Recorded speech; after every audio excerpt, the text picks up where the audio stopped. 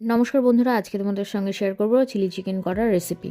তো first of all আমি mixer জারের মধ্যে আদা রসুন পেস্ট করে নিয়েছিলাম। তারপর মাংসটাকে ভালো করে ধুয়ে মিনিমাম 500 গ্রাম মতো মাংস ছিল, আরেকটু মাংস ছিল সেটা স্কিপ হয়ে গেছে।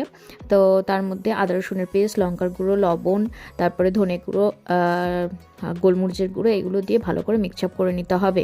তার সঙ্গে তারপরে আমি একটা থালার মধ্যে কেটে নিয়েছিলাম ক্যাপসিকাম, পেঁয়াজ আর রসুন কুচি কুচি করে, আর হচ্ছে ক্যাপসিকাম আর পেঁয়াজ কিউব কিউব করে কেটে নিয়েছিলাম।